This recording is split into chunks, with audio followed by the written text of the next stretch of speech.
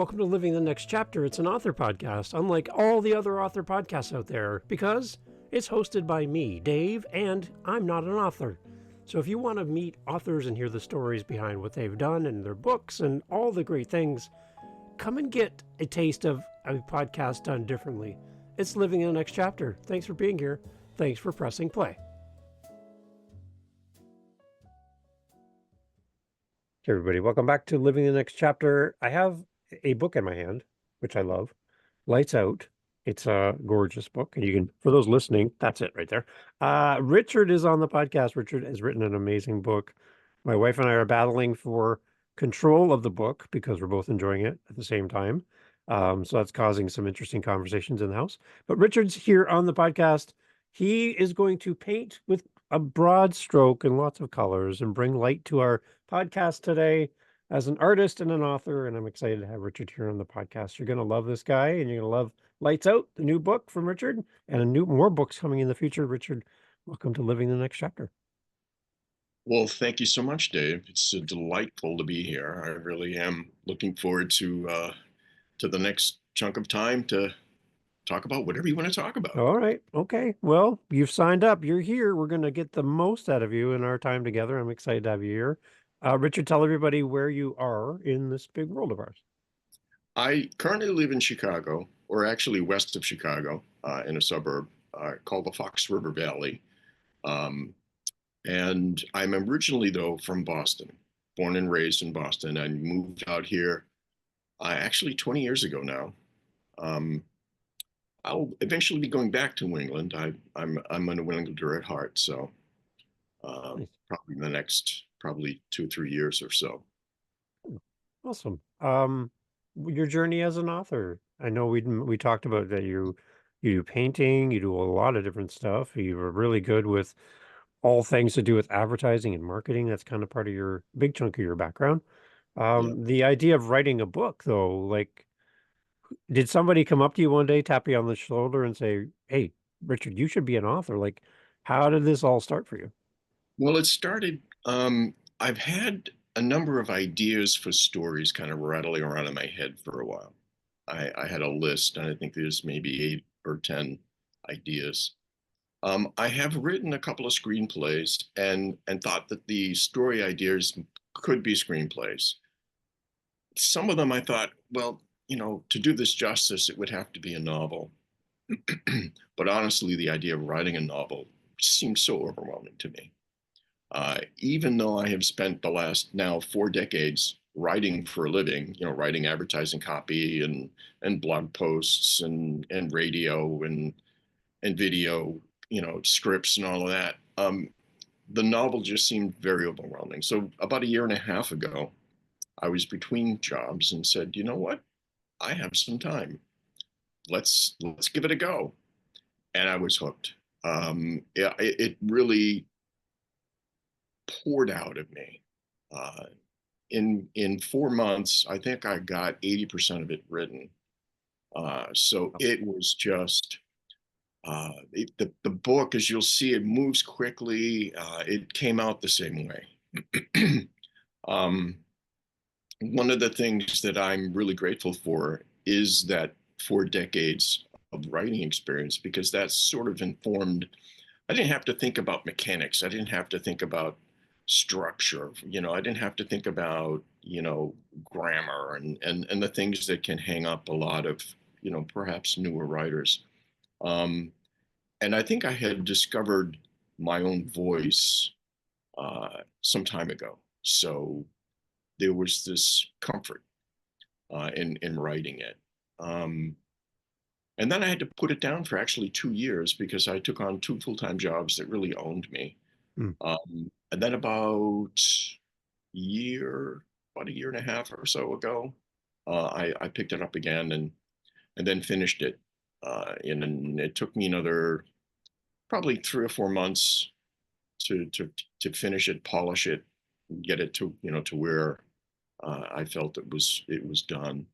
And then was very fortunate to have submitted the manuscript to Double Dagger Books, and they said, "Let's go." just like that. Yeah. I mean, I Wow. spent probably 4, 5, 6 months trying to get an agent there, and also applying, or submitting to there are a number of publishers who, like Double Dagger, will look at authors directly without an agent. Um, and the process is a lot like looking for a job. You put all this material together, you write a cover letter, you send them a synopsis, you send them, sometimes they want the first 50 pages, or the first 3 chapters, and then every single one of them, particularly the agents, will tell you, if you don't hear from us within 3 or 4 months, it means no. Mm, So you don't even get the courtesy of any kind of reply response, and usually you hear nothing. mm, So you're, and I'm sure that there are a lot of authors out there who will be basically telling you the same story. yeah. Um, Interesting. so, Interesting. yeah. So, okay, so Richard, for a new author that's listening, they're on the beginning of their journey. Mhm. I have your book. I have proof you did it. Like it's here in my hands. So you know stuff about writing now that you didn't know before you started this project. And there's people listening here today that are are anxious and eager to be where you are, to have their hands on their book like you can. What have you learned about yourself in the process of writing this that could help another author and encourage them on their journey? Hmm. Um, what I do basically, because of what I've done for a living in advertising, marketing, and fundraising writing, I have a tendency to really lean into research. So I really didn't know much at all about the publishing industry. Mm, So I started really digging in, looking at, people in the industry. Jane Friedman is a woman who has a wonderful blog post, lots of great information about the industry. There's a lot of great stuff out there that talks about the business of publishing, what publishers are looking for, what agents are looking for. Um, and so that can help inform you. Otherwise, there really is no getting around the fact that you have to do the writing. And writing, to me, is a skill set that's like a muscle. The more you do it, the stronger it gets. I found that to be the case with painting too. I didn't go to college for painting or for writing. It's something that I have just done on my own. Um, and that really is the bottom line for anybody who will, even those who are educated will tell you, or educated in the arena or the topic or the venue that you want to work in, they'll tell you that you work every day. I mm, remember, back in Boston, I was talking to a very well-known painter. Um, I he just had a great reputation, and I told him, because he came to one of my gallery shows and he said, "I love the work." I said, "Well, I'm self-taught," and I know he had an advanced degree, and he says, "Actually, we're all self-taught when it mm. comes right down to it, because you have to do the work." So any new author, um, it's that simple. You just have to write, keep writing. Sometimes it doesn't matter what you write. If you can, um, I know that there are a lot of venues for folks. You can write blog posts. You can put stuff on. Uh, you just put stuff out there and get feedback. Um, there are a lot of writing groups. I haven't joined one, but I understand from a lot of folks, it can be very helpful to get together with some other writers, um, submit stuff. Working to a deadline, I find very helpful, and I think a Mm. writers group would help you do that. I spent, as I said, 4 decades writing to a deadline. I Yeah. had to get done what I had to get done because it needed to go out. It was, the ad needed to be placed. The direct mail letter needed to go in the mail. Um, and so that discipline for me has really helped. Um, Creativity is something that you can never just wait for inspiration. You show up, start doing the work, and the inspiration will come. It's Mm. the other way around. Hmm. Um, I know too many folks just like, oh, I'm not feeling it. I'm not feeling creative. Well, you'll be surprised. You start to put your pen to paper or your fingers to the keyboard, and even if you start to write gobbledygook, you'll find that the more you do it, the more your brain will kick in, and the creativity will kick in. Uh, it's it's kind of the same way with painting. You start Yeah. with a blank canvas, you do something, and then it says, "Now I want this." And so you do that, and so you begin to have a dialogue with the work. I find the same thing is true with writing. You I tend to I know a lot of writers really enjoy flushing everything out, having a complete outline. I tend to have I know where I want it to go. I kind of know where I wanted it to end, and I knew some of what I wanted to happen in the middle or throughout, but I was discovering what was happening next as I was writing. Nice. Um, and that to me is the joy of the process. I think any creative endeavor, the finished work is kind of nice, but it really is about the process. That's what Hmm. excites any creative person in any medium. It's about engaging with the work, solving these problems, and having this thing when you're done. You're like, wow, let's do it again. There's some parallels between your artwork and author and writing as an author. You talked a little bit in our pre-chat a while back about just your interaction with the canvas and what's Yeah, happening during the painting. Can you unpack that again and kind of expand on that for people who sure. didn't hear that part of our conversation? Because I thought it was really unique. Um, when you paint, uh, you know, you do something to the canvas, and it sort of says, "Now I want this," and so you do that, and you actually begin to have a dialogue with the work. And it, to me, was a bit of a surprise when I found as I'm writing this novel, that same process was happening. Right. I would do this, I would write this, and it was like, now this needs to happen next, or this person needs to say this. And it was this, I found an incredible likeness. It was almost identical in the process to painting for me. Um, and that I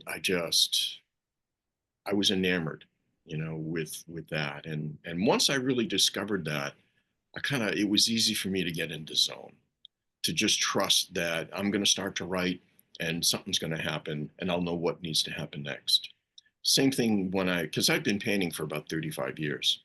Yeah. Um, when I get to a canvas, the blank canvas doesn't frighten me. It excites me actually. And so I know that if I'm going to do something, there's enough experience to know that even if I screw it up, what's the worst that can happen? I Yeah. can cover it with gesso, Yeah. or I can get another sheet of paper, Yeah. right? And knowing that there is nothing really to fear, because fear does stop a lot of people from any creative effort. Um, and to just let go of that, and just to trust that your instincts, your experience, and I will say that, for any creative endeavor, um, they talk about the 10,000 hours of practice to get to anything. There is no substitute for acquiring the skills that are required to do it. Right. You got to put the time in. If you want to paint, paint every day. You want to write every day. Yeah. You know, if you want to sculpt, you sculpt every day. There's just no substitute for learning your craft, building that skill set, And then once you've got the tools, you can then unleash the tools to kind of do what you feel led to do. I like that. And I like the layers when you paint, and I like the depth and all the things that are happening in painting as well, which all kind of adds to the story that you're painting. And there's all that layers and depth as a writer as well. Exactly. And also what I found, because what I do because I paint abstract texture is a big part of what I do. I've also found that removing layers of paint can Mm, create a textural effect. If I've got a number of layers, I can go in and I do this with steel wool and remove some layers and it reveals something underneath. And it's because I've built texture, it's kind of an uneven process. So I would say that in the writing process, sometimes you'll do the same. You'll remove things and leave things to the reader's imagination. You don't have to spell everything out explicitly. You can leave some things. hmm Uh, so adding paint, removing paint, There you go. adding words, removing words, That's a nice parallel here. I like this. We're having two conversations at the same time.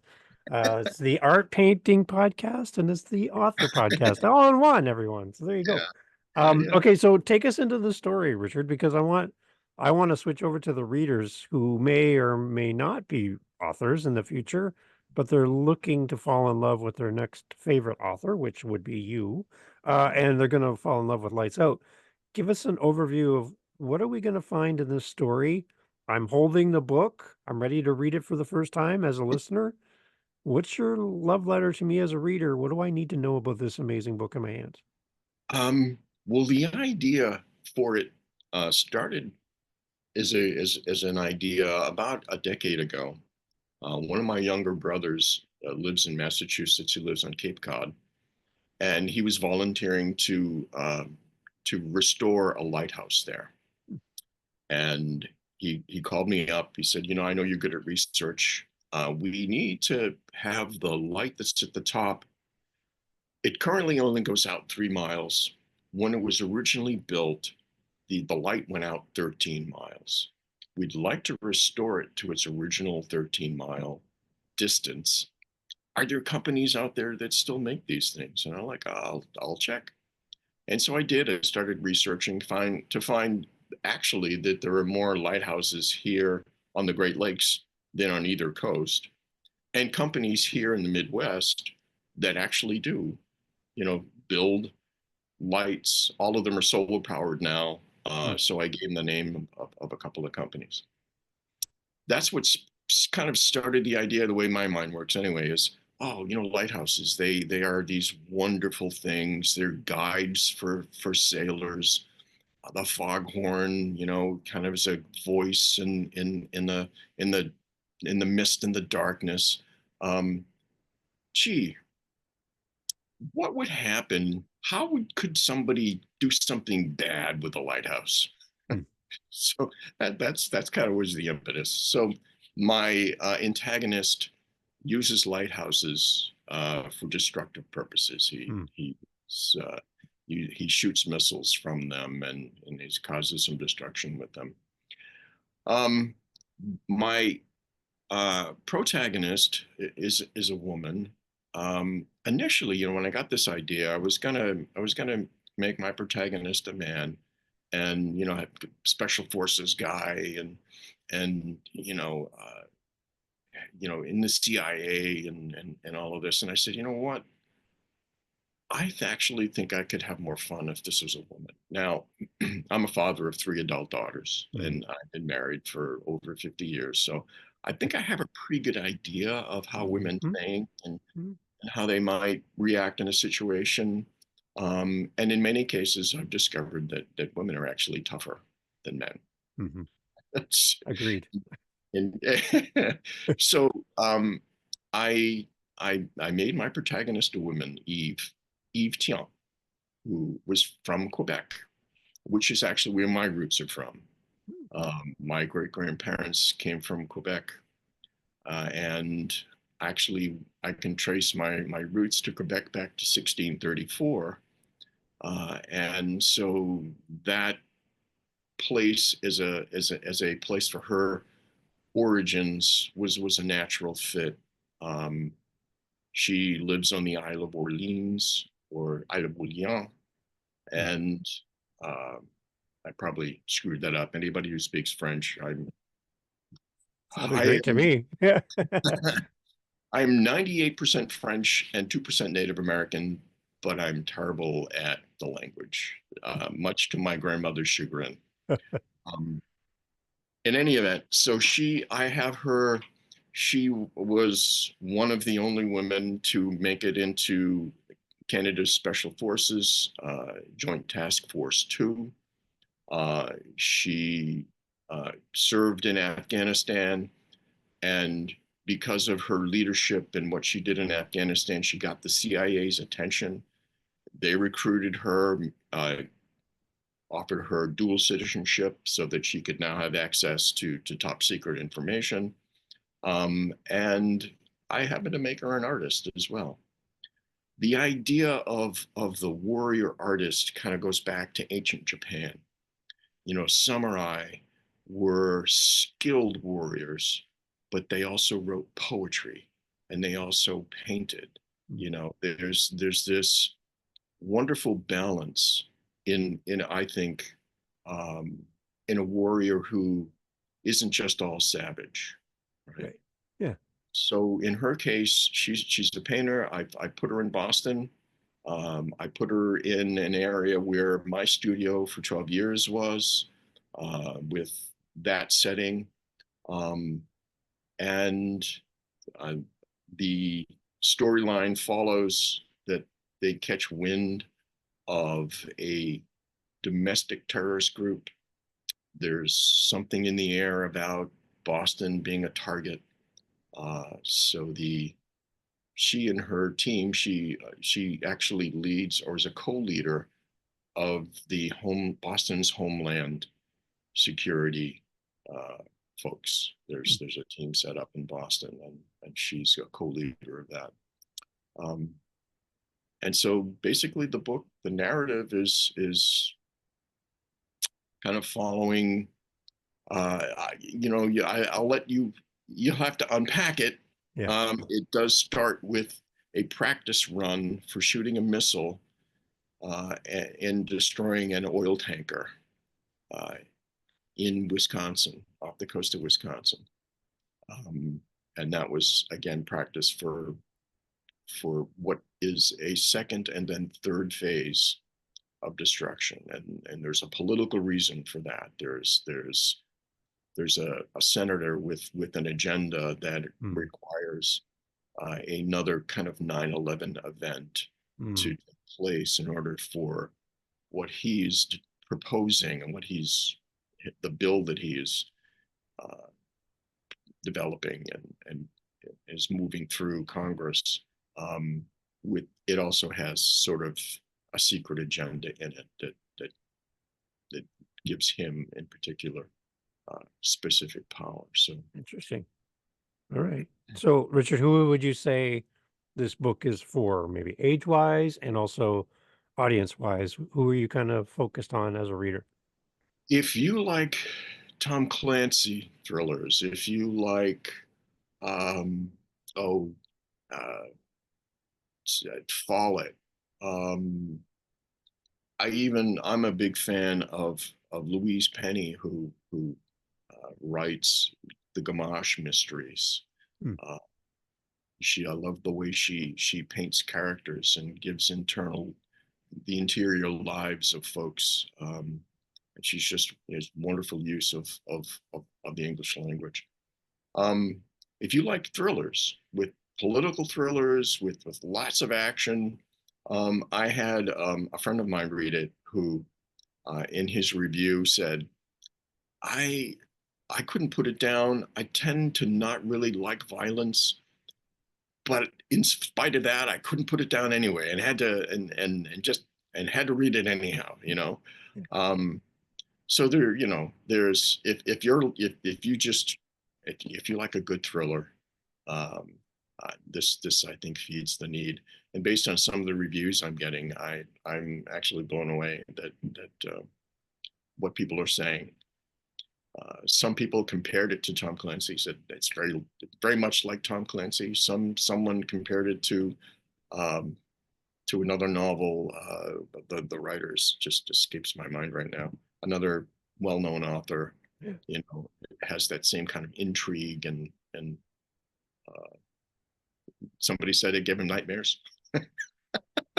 So while you're talking, Richard, I have your reviews up here and I'm kind of scrolling through here. Some amazing comments from your readers. I want to just Right. kind of well, I like to do this once in a while with my guests. You just call out some of these reviews and have you respond to the reviewer from Mm, the author back. Kind of the conversation starts, right? They left a review and now they hear you address their review. It's kind of like a full circle moment for them, right? So I wanted to read a couple to you just to get your thoughts and maybe a response back to the person who's left you the review. You okay with that? absolutely. All right. Okay. So John K. Intriguing terrorist thriller. Lights Out is a well-written thriller that will keep you engaged as the hunt is on to catch the terrorists. The personalities of the main characters are complex, which complicates the relationships. The narrative is organized to keep the action moving and the reader wondering what is next. Looking forward to Richard's next book. That's John K. What do you have any words for John K? Well, first of all, thank you, John. I actually, interestingly enough, I know John, and we had a conversation on the side, and he actually said, because he works and lives and works in Boston, Hmm. and he sent me a picture outside of his office window of the harbor, right where some of this action takes place, and he says, "I'm afraid I'm going to be one of the folks who is harmed." um, and I assured him no. Okay, okay, good. Good. All right, so let's do another one. Let's do Bill B writes a great debut as a title for his review. Lights Out is an amazing story of political intrigue and terrorism that will suck you in and give you nightmares. There it is. I couldn't put it down. I needed to know what happened next. Reminded me of the Pelican Brief. That's There the you go. Yeah, in terms of intrigue and terror, needs to be a movie. Ah, he's like yelling at you right here. A tour de force debut novel from Richard. So that's Bill B. Any comments back to Bill? First of all, again, thank you, Bill. The movie comment, he's not the first to have made that. There have been Mm, a couple of folks, and honestly, when I was writing it, it played like a movie in my head. I yeah. was seeing all of these scenes, and all of this was because I think for most writers, uh, you're it's a visual process. You're seeing these things and you're able to describe what you're seeing in words. It's certainly true for me as a painter. I think visually. I kind of operate visually. Um, so the idea of it being a movie, I'm like, yeah, let's talk to Hollywood. um, and yeah, I it reads quickly, it's fast paced, and that is honestly the way I wrote it. It Things were moving quickly. It just poured out of me. Mm, Um, and I was delighted for that experience. And what I've discovered as a writer is if I'm not feeling it, the reader's not going to feel it. right. I got to feel it. I have to. Sometimes I find myself teary, Mm, right? Sometimes I find myself, you know, just blown away, excited, whatever's going on. I'm feeling those emotions as I write them.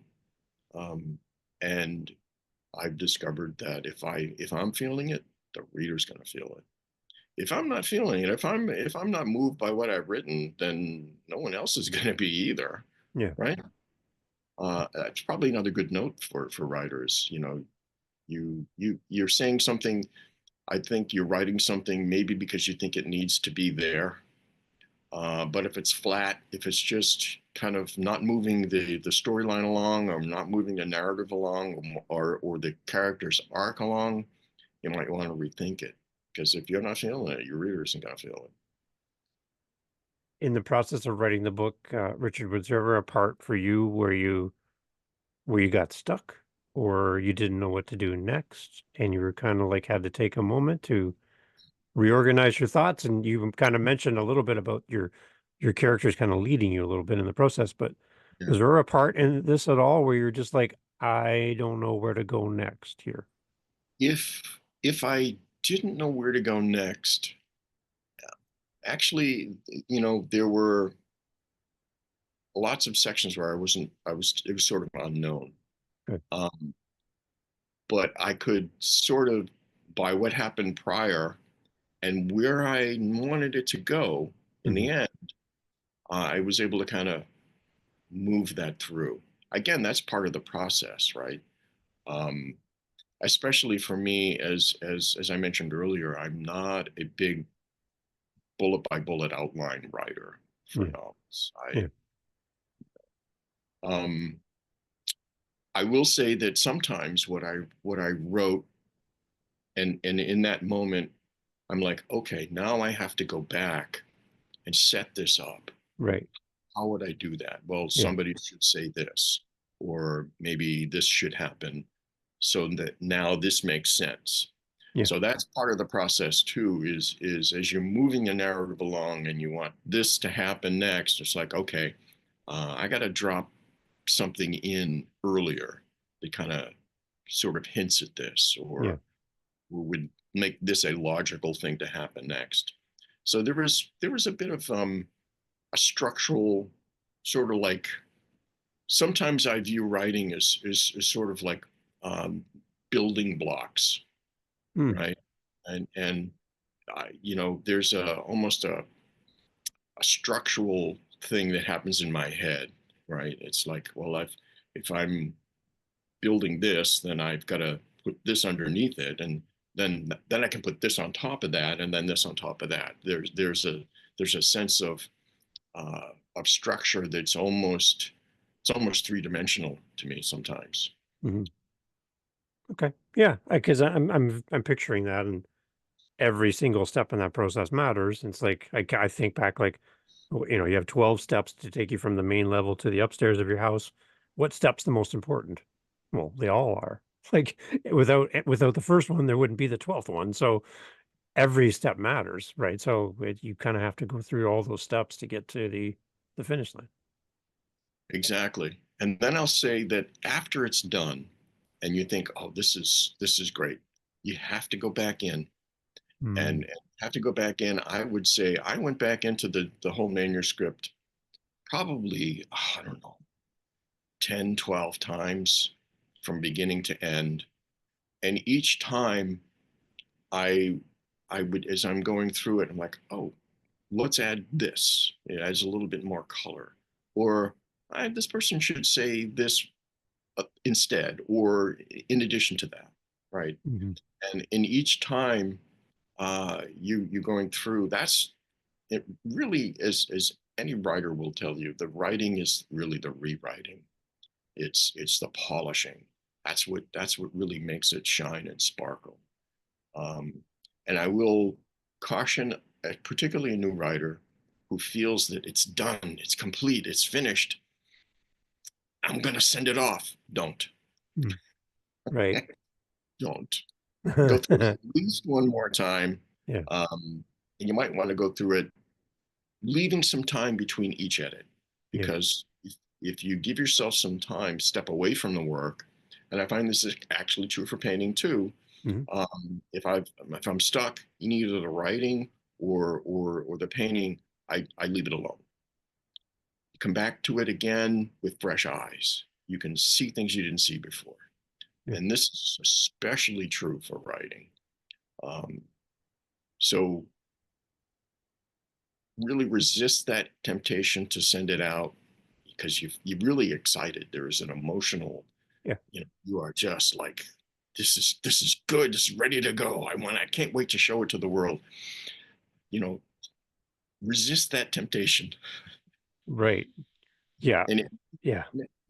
to actually get a professional editor to look at it before you actually send it anywhere. Yeah. And there are a lot of great ones out there. Some of them are extremely affordable, um, and just kind of do some digging and looking and see. Uh, or if you've got a friend, if you happen to have a friend who's an editor, That um, helps. it does. It Yeah. helps. Yeah. I got some initial notes, my very first draft from an old friend. She and I have worked together with some clients, and her first note to me was, "You've fallen in love with your protagonist, haven't you?" She goes, "She's too perfect. You have to give her some flaws." Mm. You know what? You're right. She is too Mm. perfect. So I actually, went back in and gave her some emotional flaws and some physical flaws and and I think that was probably the best note that I got. That's Um, unique. That's very unique. I like that. yeah. So now, I think as a character, she's like more identifiable. She's more, relatable. Um, and I think, I actually give her credit in the book for that in the acknowledgments. Nice. She's also the first person who said out loud, "You're a novelist," Mm. which I find a very welcome and and moving gift from her. So Almost on par with congratulations, you're a dad for the first yeah, time. And you hear those words and you go, oh, you're talking to me. Yeah. Oh, yeah. I'm a dad. Yeah, you're a dad. Like, congratulations, you're the baby. Like, you've created something, right? And there's life, yeah, and there's something special out in the world now, which is amazing. So that's pretty it, cool. it really is. It really is a gift, Yeah. honestly. I the talent, the skill, I still feel that's a gift. I mean, I put the work in, but honestly, um, and I think any honest creative person will tell you, sometimes you just have no idea where some of this stuff comes from, and to me, that's the gift. Nice. It's amazing. So again, Rich, I'm so glad I have a copy of this. And if I can keep it out of my wife's hands long enough, I'll get through it all. And I'm loving it so far. And the Oh, reviews the reviews reinforce what I'm seeing already in this book, Richard, that um I echo these words that we've been reading on Amazon about your book. It's an amazing thing. And I love the fact that you have created this for us and that you have more plans for us in the future as readers to fall in love with more of your work. Tell us about your website, Richard. And then I got one more question wrapping up here our conversation. I could talk to you all day, but I know you got painting to do and writing too. Tell us about your website so we can send people there and they'll wrap up with that last question. yeah, it's richarddeveau.com, RICHARDDEVEAU.com. Right now, the website is all about the book, um, and you can actually it'll link you to the Amazon page there as well. What I've done is put in some of the reviews. I have 15 1-minute videos that I'm reading 1-minute sections of the book, and it has some AI images in the background that are just kind of there to hold your eye, but I'm actually reading, um, 1-minute sections. There are 15 of those, and so you get a little. For those who are, I've had somebody say to me, I really don't read. Let me know when the audio version is out. So this is a little bit of that. You get Okay. just a little taste.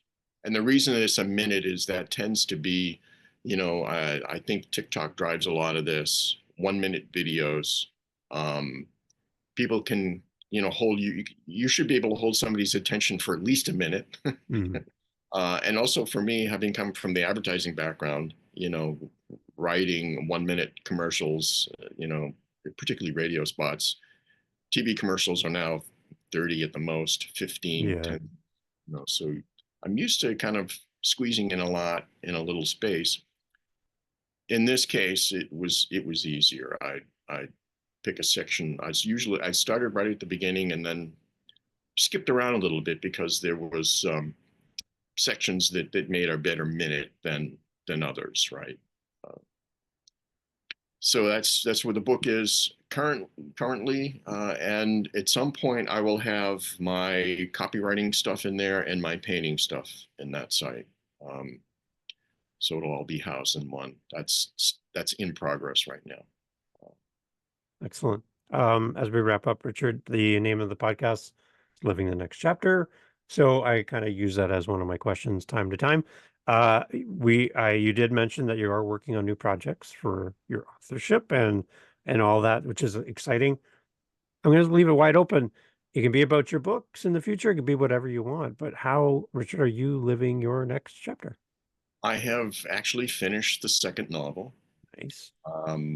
In the first, it's complete, but there's a little something that's left undiscovered or needing to know.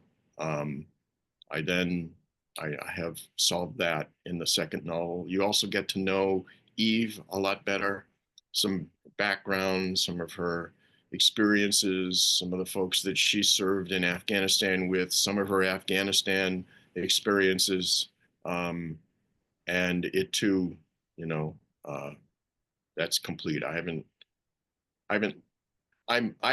really want to make Eve Tiant a series. So this is the second of the series. I'm not sure where I'm going to go next, but I'm now in the process of polishing that second book. So that's where I'm going next. And then it'll become a movie series, and you'll be a famous Hollywood director. And you won't have time for some little guy in Canada saying, "Please, Richard, come back." From your lips to God's ears, Dave. There you go. It would be a dream come true. I think it's great. I love when authors write visually, kind of saying, if this could be on a screen, what would this look like? I think that shows in how you approach how you write as well. It comes through as a reader. I can see it. So that's great. Wonderful. Thank you for the compliment. I'm still kind of bowled over. I haven't let it go to my head because I've been there before. Yeah. Well, keep moving forward with it, Richard. You have a gift, and I love meeting authors who are passionate about what they do and how they find their next chapter. And it's exciting to kind of land somewhere you didn't quite expect and see success and great feedback from the people who've left reviews for you. And that's my encouragement to the people listening. When you buy your copy, here again in my hand, of Lights Out, you're going to leave an amazing review, which I'm going to do as well, Richard, because I want people to see more than great book, great author. That's nice. I want you to do something a little bit more for Richard when you leave your review and tell them why you love the book. Because when people see your review, that could be a purchase decision for them as they look at it and go, wow, that person really loved that book. And they gave me some really good reasons why. So not only is this a great book for me, but it's a great book for someone that I know. So I'm going to buy 2 books. I'm not just going to buy 1. So that's my point, is I'm encouraging everyone listening that when you buy Richard's book, you leave a great review. Well, thank you so much, David. I'm humbled. I'm delighted to be here, and I'm honored to be your guest, and looking forward to doing this again. You're going to come back. You're going to come back. That's your motivation to keep writing, Richard. There you go. I love it. Awesome. Everybody, all the information is always in the show notes for Richard. Go there and click all the links. And you'll also soon on his website be able to see all of his amazing artwork. It's going to be moving over to his main page. So go fall in love with some amazing art as well. Richard, again, thank you so much for being on the podcast. You're very welcome, David. And thank you so much for having me. Excellent. Thanks for listening to Living the Next Chapter, the author podcast. Unlike all the other author podcasts, you can also hear us on Apple and Spotify and Audible and iHeartRadio and on and on and on. Take us with you anywhere you want to go. You can follow us here. You can also take us with you wherever you're heading next. We'd love to be a part of your day. livingthenextchapter.com has all the information. We'd love to hear your thoughts on the show. Thank you for pressing play, and catch you next time for Living the Next Chapter.